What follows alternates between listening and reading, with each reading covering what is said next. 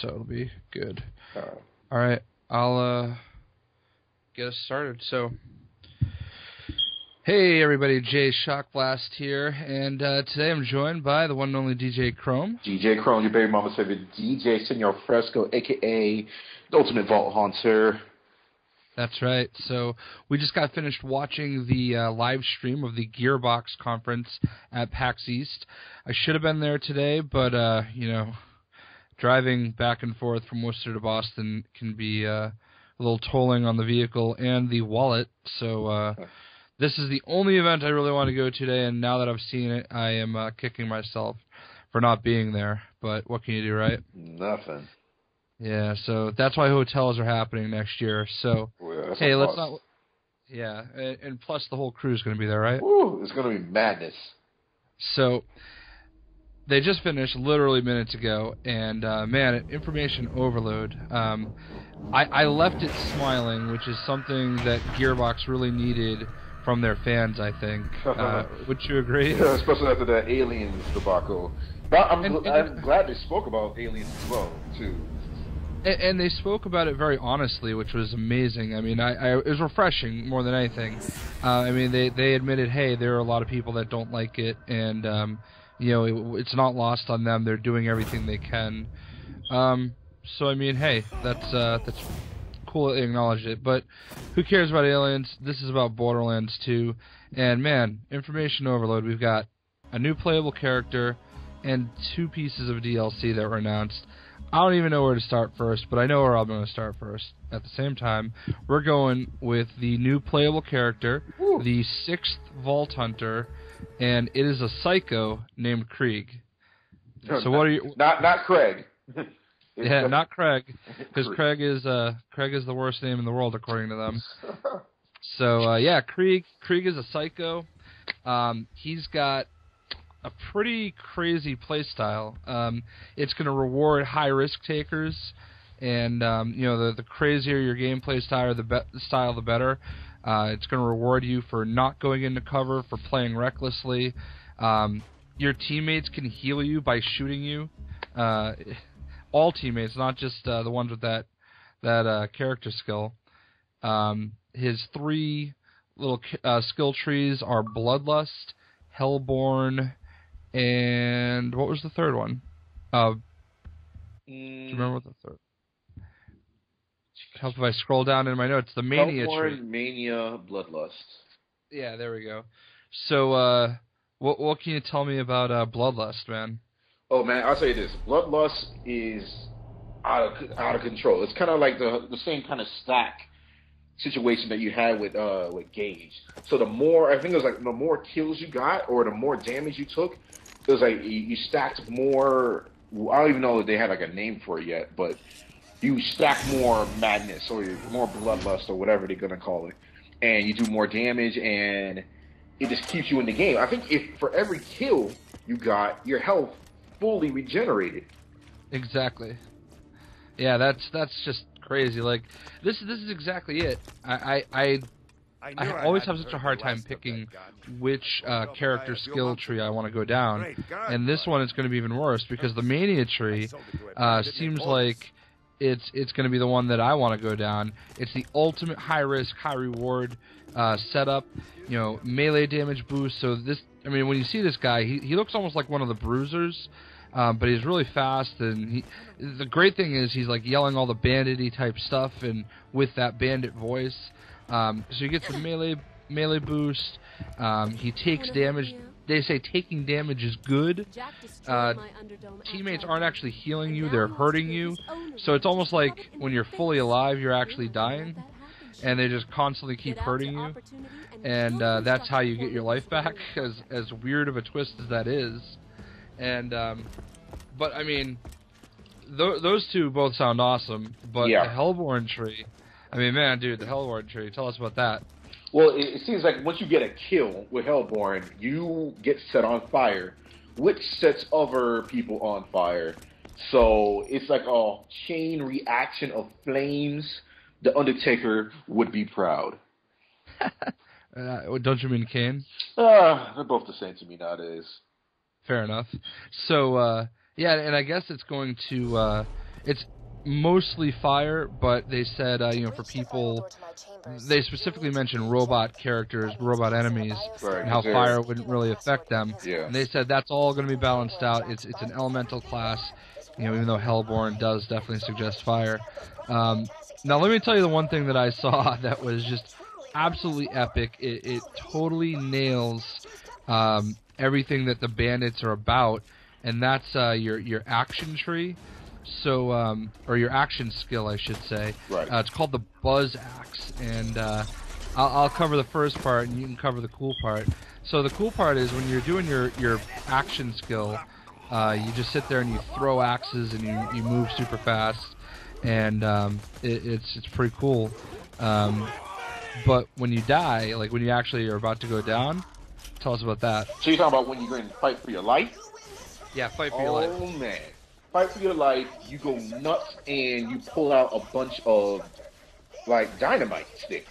Right. And you just start tossing dynamite, and then pretty much you just do like a kamikaze, you know, Vietnam, I'm just gonna blow everybody up move at the end. And if you kill somebody, welcome back to Earth. And it's awesome. And you know, the more you go into that mode, obviously the quicker your fight for your life you know, dwindles down. So it's going to make those mods where you get the extra fight for your life skill actually mean something, because I think for a lot of people, myself especially included, the second I got one of those, I'm like, toss it. Yeah. But obviously, you know, with this class, you're going to want to use it. Because, you know, you never wanted to be in fight for your life ever anyway, right. You know. But in this mode, you know, you're definitely going to be in fight for your life a lot. Because the more you're in on that brink of life and death, the more damage you're going to be doing anyway. So yeah, exactly. You know, there's going to be a chance that you might screw up, and this kind of balances out because you know you're definitely going to get some kills with this dynamite, man. So they said that the DLC is going to be $10. It's not included with the season pass, and I guess technically, you know, Gage wasn't either. I think at first I was kind of upset about that because I felt like, you know, if you're going to call it a season pass, you know, the season, quote unquote, is all the DLC that you release. But I can tell that a lot of time and effort went into creating this character, and you know, the season pass very specifically says, you know, that it includes the 4 downloadable packs. Right. So I think I'm a little bit more okay with it now. It's only $10, so I mean that's a pretty fair price. I think you're going to get an extra character. They didn't give an exact release date, but it is going to be in May. So we've got a little bit of ways to go there. But what they did announce that's coming up before then, which is even more exciting, is the Ultimate Vault Hunter mode, or the Ultimate Vault Hunter DLC. Yeah. Yeah, the pack. So it's $5 or free if you do have a season pass. And it's literally what everybody has been begging for, been waiting for. What is it, Chrome? Well, level cap. The biggest thing that we've been screaming about for the longest, because we pretty much got to level 50 in a couple of weeks, you know. So after 50, you've done all the end game stuff. You know, you have your B, you have all the legendary guns, you have a legendary get. So now you have a level cap at 61. Which also leads to the new level for weapons now. Pearlescent weapons are back. That's right. For all you veterans out there. Yeah, so they're going to start at level 51 to 61. It's the only way you can get a pearlescent weapon. And there's a third playthrough mode, the Ultimate Vault Hunter mode. It's like, you know, what I really love about this is you can tell all this DLC pack is strictly coming from customer feedback. Yeah. They said, this is what our fans want, this is what they're going to get. If you took the risk and bought the season pass, you get it for free. Congratulations.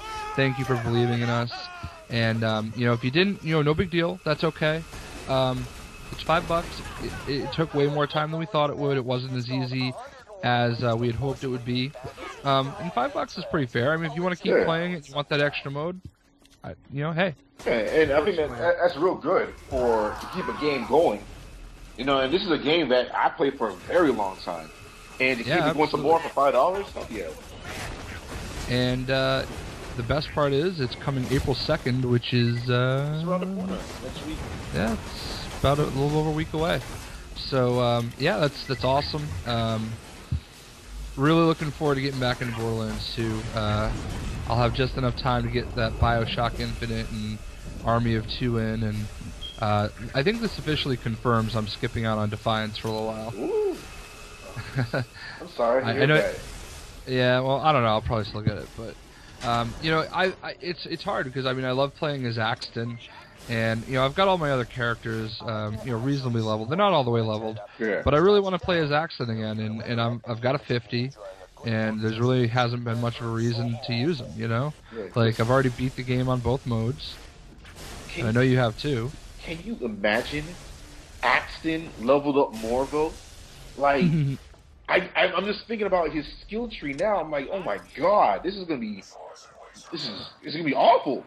Like, yeah. So here's the thing that I'm curious about, because I did hear rumors that it was possible that you know the level cap may be increasing, but the actual skill tree might not. And they didn't specifically say that it wouldn't. So I'm assuming that it will. But you know that kind of rumor was out there at one point that they weren't gonna increase it because they didn't want it to be too crazy. But yeah, Axton, I mean, dude, imagine having longbow, rocket pods, and double turrets. Awful. Yeah, it's just, you know. So yeah, I mean, I'm really looking forward to that, and then yeah, awesome. I mean, and if that wasn't enough, you know. Guess who's back? Guess who's back? Who's back? Tiny Tina. Tiny. Everyone's favorite racist, right? Yeah. Supposedly, whatever. Yeah. I don't agree, but whatever. Yeah. Well, I would say you're the authority. Yeah. So, anyway, Tiny Tina looks like. Well, they didn't make an official announcement like, "Hey, here's the name." It looks like Tiny Tina is the central character of the 4th and final DLC, which they didn't date. They did say hopefully by the end of June, and they did say it will be the biggest DLC yet, which of course was a little bit of a complaint for some people about the first 3. They were a little quick, but the biggest one yet, Tiny Tina. I really hope they post all the video that they showed, because you know, the camera guy during the 2K stream. Awful. He needs to kill himself and get himself a new job in hell. Seriously, like, your one job is to show the people what's going on, and they're in the middle of showing a video, and what do? You show the people on the stage. Why? So, he must anyway, have worked for aliens. Of course. So, one of the great things about it, though, they were playing like it looked like they were playing like a tabletop board game, and Tina, you know, goes, "Roll for initiative," and it was just so funny. Like, she rolls a 20-sided die, and you know, it's got Brick and Lilith and Mordecai, and man, I've already forgotten some of the stuff that they were saying, but you know, Tina is just on fire like she normally is, making fun of Mordecai. Brick chose a siren, and they named it Simon Brick. And it's the prettiest siren in all the land. Right, and then I think Tina told Mordecai to shut up, and shut up, Morty. And then Lilith said, you know, she does have a point. Shut up. I don't remember exactly. I'm totally killing it. It's way funnier than I'm making it sound. That's for sure. But yeah, they're playing the game that she said it was called was Bunkers and Badasses. Yes. So I'm wondering if it's gonna be like Tiny Tina's Bunkers and Badasses campaign or something like that. So I think it was pretty obvious for a while that Tiny Tina would have to play a major role in one of these DLCs, because she is one of the best characters ever made in any video game. Like, I'm just gonna say it right there. Well, you said it. You definitely said it. I absolutely said it, and I stand by it. So yeah, and you know, if that wasn't even enough, you know, one of the other final real big announcements that they had was a new Ultimate Loot Chest that they're going to be launching. Diamond encrusted. Diamond encrusted. And so it's going to be a little bit different than the original loot chest. There's going to be a ton of awesome stuff in it. You know, shift codes with DLC skins. Something about a what was the character? There's a head, like an actual replica head of one of the characters, the Goliath head. Goliath, yes, the one that has the alien pop out after you shoot him in the head. Yeah, exactly. So the Goliath head, there's going to be some type of a Goliath head inside of it, which is pretty cool. And it's basically gonna be all new stuff from the original loot box, a little bit of a different, you know, molding, because I guess all the materials that they used to create the first one, their Chinese supplier may have destroyed it. So that sounds so funny when you say it out loud. I know, right? But it's limited to 5,000. In the U.S., you'll be able to get it in the Gearbox shop, thinkgeek.com, and I think it was like forbiddenplanet.co.uk. Yeah. So it's going to be $99, and I already have the first loot box, but I'm getting this one too because I'm fucking crazy. Diamonds. Diamonds, all about those diamonds. So yeah, man, we were stoked about it. I should have been there. I fired off a text message and a Facebook message and a tweet to all my buddies that are still out there, and said, please pick it up for me, and I will trade you a Smite skin, or what else do I have here? I have a code for some Adult Swim Games.com Steam code for Super House of the Dead Ninjas. Oh, yeah, you can have that. I want Borderlands codes. Apparently, everybody in attendance got the Krieg DLC for free, and I'm sad. It was literally the only reason I was going out there, and I just couldn't justify spending all the money in gas and tolls and parking. So, I guess in the end, I'll just have to pay $10 for my Krieg DLC. Yeah, well, you still save money, though. You good. Yeah, exactly. But, man, I still got to see the show, so it doesn't matter. But, you know what? Hey, thanks for watching. I hope we were able to inform you. All the gameplay that you might have just been watching is pretty random, but, you know, hey, it's better than looking at a single picture the whole time. So, anything else you want to add about Borderlands 2, Chrome? Oh, man, I'm stoked. I'll be back. I'll be back on it. That's right. So, thanks for watching, everybody, and we will catch you next time. Peace. Cheers.